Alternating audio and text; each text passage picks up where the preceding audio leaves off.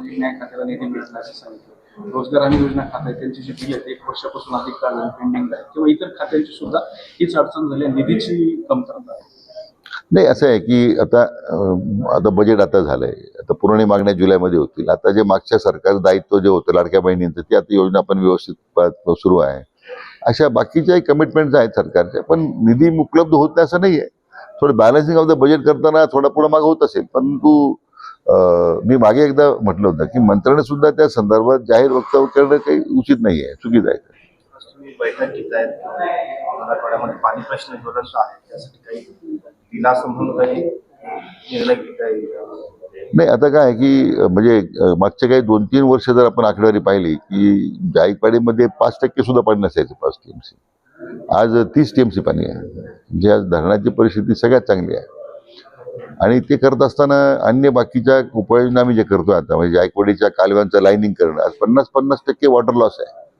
कॅनॉलमधून पाणी जे वाहत आहे, विशेष करून आता डाव्या कालव्याचं काम ते सुरू आहे, पण उजव्या कालव्याला ती स्थिती आहे. परत धरणातून गाळ काढण्याचा एक मोठा कार्यक्रम आम्ही घेतोय. आणि मराठवाड्यातील जे जे प्रकल्प आहेत त्याला आता जो पूर्वी आमचा जो टप्पा 1, टप्पा 2 असे 2 भाग केलेत आम्ही निधी उपलब्धतेनुसार. आता नाबार्डने मोठ्या प्रमाणात निधी उपलब्ध करून देण्याचं मान्य केल्यामुळे जे प्रलंबित प्रकल्प आहेत 2 वर्षात पूर्ण होणारे, 3 वर्षात पूर्ण होणारे, निधीमुळे ते 10-10 वर्ष लागले असतील, ते आम्ही आता वेळेत पूर्ण करतो. भारत पाकिस्तान इकडे युद्ध सुरू आहे, दुसरीकडे बलुचिस्ताननं स्वतःच्या स्वातंत्र्याची घोषणा केली. त्यांनी भारताला आव्हान केले त्या बलुचिस्तानमधल्या मराठ्यांनी की त्यांनी पाकिस्तानच्या विरोधात कठोर पाऊल उचलावं आणि आम्ही सुद्धा इकडून सोबत तयार आहोत. पाकिस्तानमध्ये हा दुसरा तिढा निर्माण झाला. असं याला फार मोठा इतिहास आहे. पूर्वीचा अटकेबार झेंडा जो म्हटलो आपण लावलेला आहे तो बलुचिस्तानपर्यंत होता ना त्यावेळी त्याचा मराठ्यांचा इतिहास तेवढाच मोठा प्रगल्भ आहे आणि फार मोठा आहे. स्वाभाविकपणे बलुचिस्तान ही बळकवलेलाच प्रदेश आहे पाकिस्तान. त्यांनी त्याच्यातून त्यांच्यावर सातत्यानं अन्याय होतो म्हणून त्या लोकांनी स्वातंत्र्याचा नावा लढा सुरू केलेला आहे. मध्ये ते ट्रेन हायजॅक झाली किंवा पाकिस्तानच्या विशेष करून आज तालिबानकडूनही पाकिस्तानवर मोठ्या प्रमाणात त्या ठिकाणी आक्रमण सुरू आहे.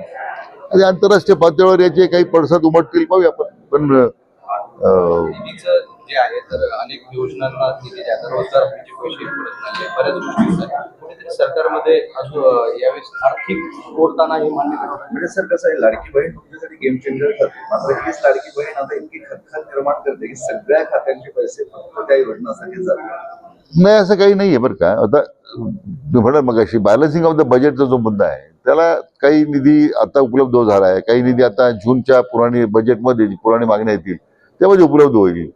1-2 महिने निधी उपलब्ध होणं उशीर होईल, पण निधी उपलब्ध नाहीये, होत नाही असं म्हणणं काही चुकीचं आहे. म्हणजे तसंच खर्चातही मोठी कपात केली आहे, खरंच निधी उपलब्ध होईल की फक्त हे आता असंतोष शंभायचं एक कारण? नाही, मला वाटत नाही की असंतोष काय, असं कुठंच असंतोष नाही, सगळीकडे समाधान आहे. पालकमंत्र्यांनीच असंतोष व्यक्त केला. ठीक आहे, मग त्यांचा मला गैरसमज पैसे नसतील तर खातं बंद करून द्या म्हणाले. नाही, मला वाटतं शिरसाट साहेब नव्याने मंत्री झालेत ना, थोडं त्यांनी या सगळ्या एकूण प्रक्रिया समजून घेतली पाहिजे असं माझं मत आहे. थँक्यू. अरे जाऊ द्या, कसं